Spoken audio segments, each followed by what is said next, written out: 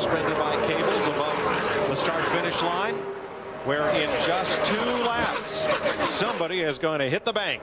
Well, we know what Tony Stewart in the 20 car is going to do for 5 more miles. He's going to hug that yellow line right there. Boy, I tell you, Gilliland is really closing up. He loses a little ground off of 2 right there. The car's probably a little tight. If he can get some help from behind, he might be able to make a run down the back going into 3. And that's the big question. Will that number 2 of Kurt Busch help him or go his own way?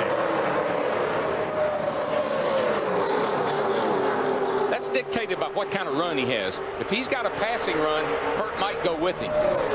If he's just got to get out there and get hung run, he's going to get hung out to dry. 1 lap to go. Somebody is about to win at least $215,000.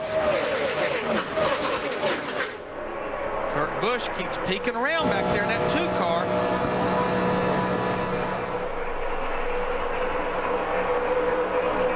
Got to get closer together than that. Dale Earnhardt won this race a record 6 times. Jeff Gordon, 3-time winner. Nobody else has won more than 2. Excuse me, Dale Jarrett's a 3-time winner. Nobody else has banked more than 2. Tony Stewart could win his 3rd right here. Here they come for the flag. Whoa. Big crash. Denny Hamlin involved.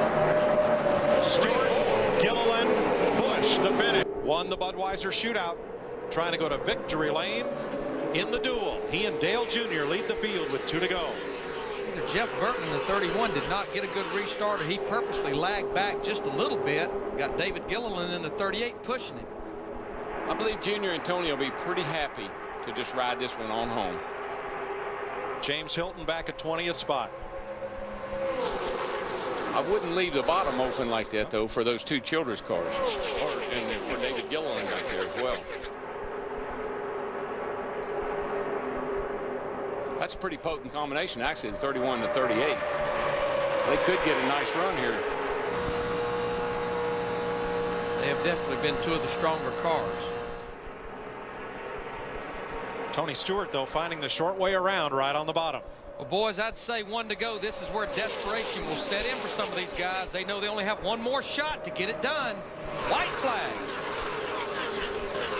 Tell you one thing, Johnny Sauter is working over the back bumper of Dale Jarrett. Actually, it's Boris said. I'm sorry. Said in the 60, Sauter in the 70. They're both in on time. Here comes Bliss in the 49. Bliss has to pass them both to make the 500. Getting a little help back there from Greg Biffle in the 16 car. Michael's in pretty good shape. He's got his buddy Kenny Schrader right behind him. And Dale Jr. cannot advance on the leader. Here comes Bliss. He could do it. He's past Sauter. Man, we might be all right here. He's alongside Said. Here they come to the line. It's going to be close. It's going to be real close. Stewart's going to win it. Waltrip is in. Said may have eclipsed. He has not won this season. But I'll tell you, he is a second half of the season driver. Don't know why or how that works, but that's been the story of his career. Less than 2 to go. It doesn't look like Carl can run a totally different line than the 17. Either that or 17 changing his line around. Carl's pretty much running the same line as the 17, which is going to make it difficult for him to get around him. Those are teammates from Roush Fenway Racing, Matt Kenseth and Carl Edwards. And Matt's probably the best there is at blocking you without telling you that, without you knowing that he's blocking you.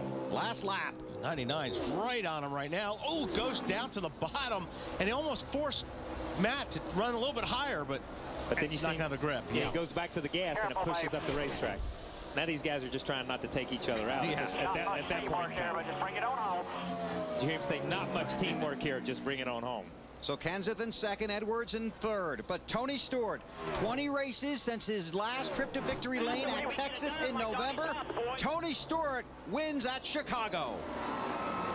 Great run for the 20 Home Depot team. They've got those 2 cars in the top 5, and that's a really great day for them. 3 laps to go. Tony Stewart has led 62 laps. Tell you what, you take a look at Jeff Burton too now. He's up there The problem is 2 laps to go. These guys are starting to run out of time, and Tony Stewart's just getting ready to smell some victory. But I'll tell you what, Montoya, that last lap by, fastest car in the field, Juan Pablo Montoya. And this guy is surprised everybody to come here, never run at this racetrack in his life, and be running second right now to a veteran like Tony Stewart at the Brickyard 400, the famed Indianapolis Motor Speedway. Tony Stewart can smell this second Brickyard 400. He's real close to getting that white flag. Yeah, if he gets that brake ball out and takes another drink, now that's going to be really adding something to this. He doesn't have to show off quite that much. I tell you what, that makes him a pretty good driver. If you can, right here. One more. All right, Tony Stewart comes by. He had not won a race in 20 starts dating back to last fall. And then 2 weeks ago, he took this car to Chicagoland Speedway and spanked them. Led over 100 laps and said, guys, that has now become my favorite race car. I want to take this car to my home track. So they brought it to Indianapolis Motor Speedway, a track, as you heard, that he came to when he was 5 years old, riding in a luggage rack on top of a bus, covered up in coats, so he could watch these guys race. It's a track that he has dreamed of winning time and time again. He won here in 2005. And once again, with the help of that guy right there, Zippy, Greg Zipadelli, Tony Stewart will come down here in 2007 and take the win in the All-State 400. Tony Stewart wins it.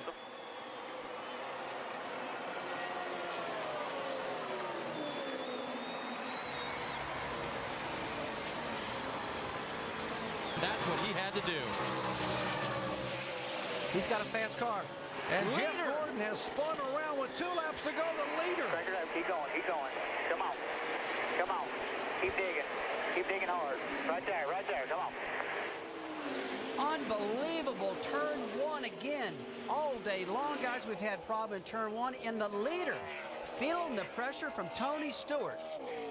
Yeah, Stewart did it earlier in the race and was able to make up for it later. But now here, Carl Edwards all over Tony Stewart. All over Tony Stewart at the inner loop. They're coming down for the white flag this time. Stewart trying to get his 4th win here. Carl Edwards trying to win for the first time at Watkins Glen.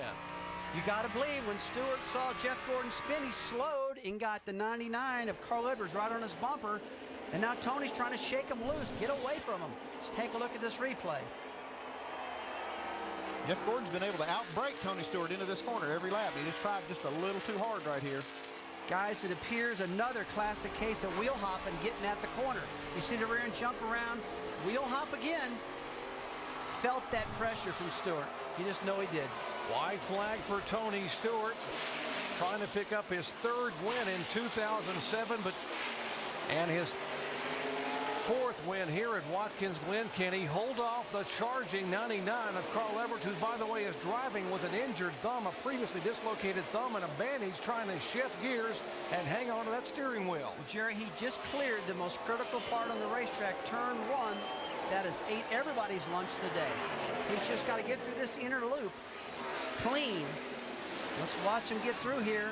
Nice, smooth turns, not aggressive. You see Carl Edwards' left front tire in the air. He's driving hard. And Andy, turn 9, coming to 10. He's about got this thing home.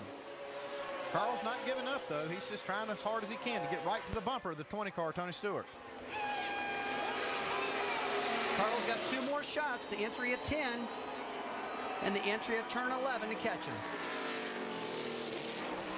And Carl goes off the racetrack. Edwards off in the gravel. Here comes Tony Stewart out of turn 11. And congratulations to Team Chevy driver Tony Stewart, winner of the Nextel Cup at Watkins Glen. Denny Hamlin's teammate comes in second.